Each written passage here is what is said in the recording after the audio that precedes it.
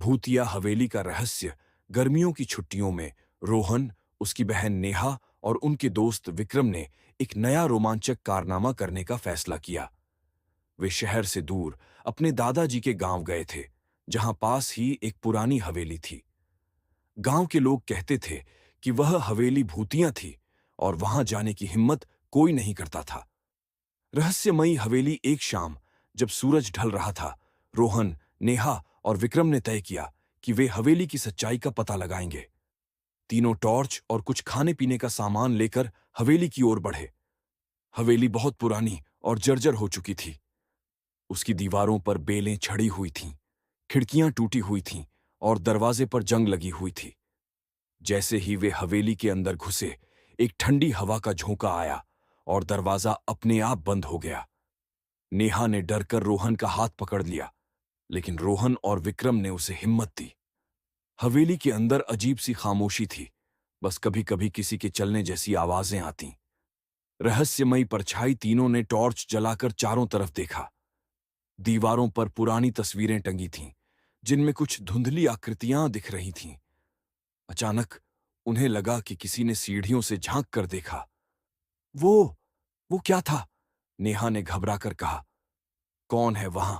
रोहन ने जोर से पुकारा, लेकिन कोई जवाब नहीं आया। विक्रम ने हिम्मत करके सीढ़ियां चढ़नी शुरू की। रोहन और नेहा भी उसके पीछे पीछे चल पड़े। ऊपर का कमरा खुला था और अंदर एक पुराना झूला हिल रहा था, जैसे कोई उस पर बैठा हो।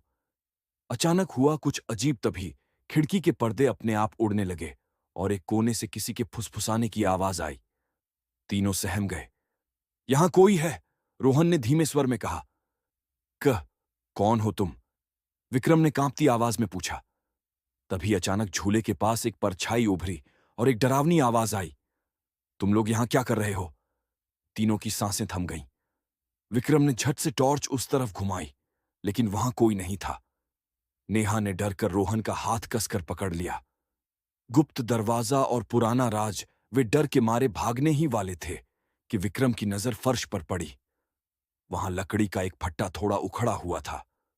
उसने हिम्मत करके उसे हटाया तो नीचे एक गुप्त दरवाजा दिखा। शायद यहां इस हवेली का रहस्य छिपा है, रोहन ने उत्साह से कहा। उन्होंने दरवाजा खोला और नीचे उतरने लगे। अंदर एक अंधेरा तहखाना था, जहां दीवारों पर कुछ पुराने दस्तावेज और तस्वीरें टंगी थीं। एक मेज पर धूल से ढका एक बड़ा सा किताब पड़ा था। जैसे ही उन्होंने किताब खोली, एक तेज हवा चली और तहखाने में एक अजीब सी रोशनी फैल गई। तभी उन्हें महसूस हुआ कि कोई उनके पास खड़ा है। उन्होंने पीछे मुड़कर देखा तो एक बूढ़े आदमी की आत्मा खड़ी थी। भूत की सच्चाई। आत्मा ने धीरे से कहा, डरो मत, मैं इस हवेली का मालिक हूं, राजा विजय सिंह। मुझे मेरे ही विश्वासघाती सेवकों ने मार दिया था और मेरे खजाने को यहां छुपा दिया। मेरी आत्मा तभी मुक्त होगी जब मेरा खजाना सही हाथों में पहुंच जाएगा। तीनों ने हिम्मत करके तहखाने में रखे एक संदूक को खोला।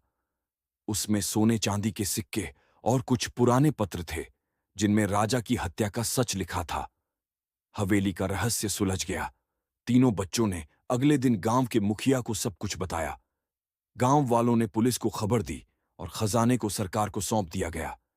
जैसे ही खजाना सही जगह पहुंचा, हवेली से अजीब घटनाएं बंद हो गईं। राजा विजय सिंह की आत्मा मुक्त हो गई थी और हवेली अब भूतिया नहीं रही। रोहन, नेहा और विक्रम ने साबित कर दिया कि डर सिर्फ हमारे मन में होता है और हिम्मत से किसी भी रहस्य को सुलझाया जा सकता है। समाप्त। बच्चों, अगर हमारी कहानी आपको पसंद आए तो प्लीज़ वीडियो को लाइक करो और चैनल को सब्सक्राइब करो। धन्यवाद। नाउ